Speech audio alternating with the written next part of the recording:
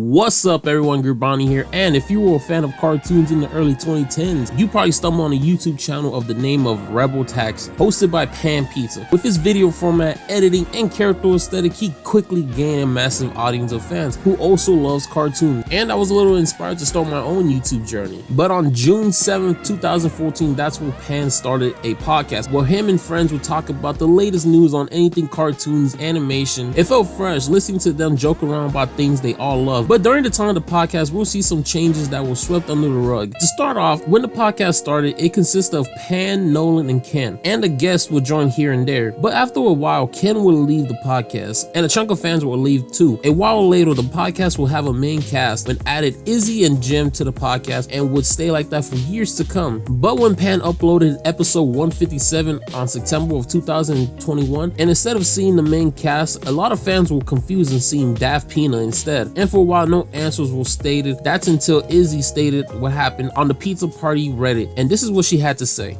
Pan gave me ownership of the podcast on MomoCon 2022 panel. Check the MomoCon YouTube for footage. Daft called me after the convention to give me pushy suggestions on what he thinks the podcast get a monetizable product, which eventually became the Peanut Party Podcast. I popped into the group chat shared with the core Pizza Party Podcast group: Pan, Nesca, Jim, myself, Ken, Soap, and a person who admins the old Discord, and voiced that I didn't like Daft, an outsider, being pushy with his suggestions, literally talking at me for half an hour and leaving the call when he was done. I wanted to confirm with Pan and Jim if we want the podcast to be a friends thing or a product. Jim wanted to stay as a friend thing, and so did I. Pan didn't I also showed examples of what I wanted to do with the show visually. Then she showed stuff from the tweet a while ago she tweeted. Jim and Soap responded to the art, but Pan didn't. I was going through some things on my own end. I moved to California and lost my physical support system, financially made some bad decisions. My job was forcing me to make NFTs. I was going cold turkey on some very dangerous meds and had COVID from MomoCon. Pan never responded to my art and questions, so I took it that he wasn't interested, that I would come back to it. When I was mentally sound at this point, I was having suicidal thoughts, and because of how off-putting I found Daft after our call, I chose to stop responding to him, expecting Pan, the owner of the podcast, to set boundaries. I know, I'm very dumb for thinking the super non-confrontational pizza boy would take care of it. First time since I believe the airport Twitter space. When we were leaving MomoCon, Pan messaged me and sounds really sorry that he admits that he just didn't think about how Jim and I would felt, and admits to fucking up. Okay, got it. The closest thing to closure I was gonna get. I was also reminded by a mutual that Pan current friend group is mostly made up of people who have at least in the past monetized or weaponized online personality drama, and so I decided to get my closure. I don't want drama, doxing, etc. on my end, and I made a post that implied that we were on good terms again, deleted the original thread, and went private for a few days. So even then, it's still kind of not super well known event. Anyways, sometime after showing Pan my art directions and voicing my concerns about Daft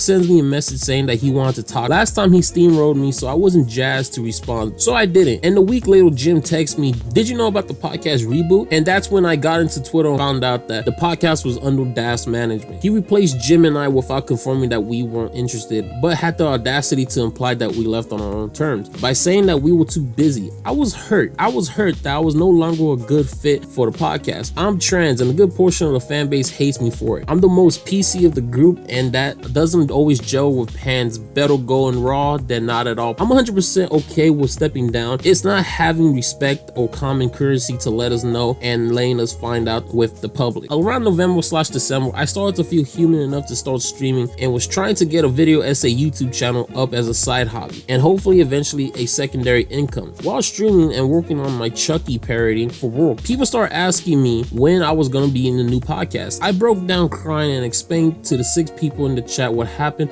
and I decided I would just let people know on Twitter so I could avoid being asked hurtful questions. The next day, he sends me a message at the same time as Jim that basically pushed the responsibility and the situation off him onto us, stating that why didn't you tell me, and I'm bad at this. That pissed me off, so I started responding to Pan since I don't trust Pan with my friendship anymore, but I plan to continue and let the public believe everything is good. During all that, Nesca reached out, Jim reached out, and Jake reached out. I don't love that. Even after the chat logs, he was still landing on the, oh, is Izzy still trying to push Daft out the podcast, despite him not being a part of the podcast officially, as far as I was aware. And he definitely wasn't when I was temporarily the owner. Then Daft did reach out to me, but I know for a fact that he felt guilty into doing it. I basically gave him a few paragraphs telling him off. It boiled down to, yeah, things should have landed the way it did. I should have told you instead of relying on Pan. And let's face it, the real podcast died when Nolan left. Pan, Jake, and Daft decided to remove Jim and me from any future cameos, like from the FNF project. Who's ever left watching the podcast now is only there for Pan. Their core fan base will never find out about it. So why bring it to attention? So instead of doing a fake half-ass PR stunt like, we're sorry that people will strive to do better at communication, and the legacy members are still welcome to return if they choose so. I wish them well in their own endeavors, or something like that. They just gonna stay silent. So no accountability. Cool. So what happened to Jim and I just happened to Jake and Daft. Legit the same exact thing. I thought, well, the version of the podcast that hurt me is over now. I'm no longer emotional about this stuff. I'll go ahead and post concepts and stuff since the buzz about the Pizza Party podcast again. Show people what could have happened if I was still involved. No ill will or shade towards Pan and whatever podcast he throws his branding on. But I also decided I'm not gonna protect Pan from his actions. If people ask me what happened, or if I see some misconceptions, I'm sure my side of the story isn't 100% accurate, as I am human and I can tell you only what I know based on what I witnessed and been told. It's kind of like the Just Stop video. Ironically, the two of his recent co-hosts appeared on that video. Pan's more assertive friends are pushing him onto the path that he's currently on, but he's also chooses what he chooses. If I had told Daft to fuck off instead of relying on the real podcast owner to tell his friend to back off, I might have still been running the podcast. But I'm not aggressive. I present stuff and I let the person I'm working make a decision. And Pan rather has others make all his choices for him. What happened to me and Jim sucked, but the fact that he blinded and dropped 2 sets of friends slash co-host for a new set twice, that's probably a pattern. I cannot recommend being Pan Pizza's friend or collaborate until he works on himself. Okay, wow, that was a lot to unpack, but what are my thoughts about this, guys? I am truly shocked of what happened, because Rebel Taxi is something I grew up watching, and it's one of those things that, like, I wouldn't expect this to happen to Pan. Now, Pan hasn't responded or talked about this since what happened. So far, we only got Izzy's side, and as much as I'm a fan of Izzy, if you're watching this, I hope you're doing better. Love your work. Loved you in the podcast, so Jim. But I hope one day Pan does step up and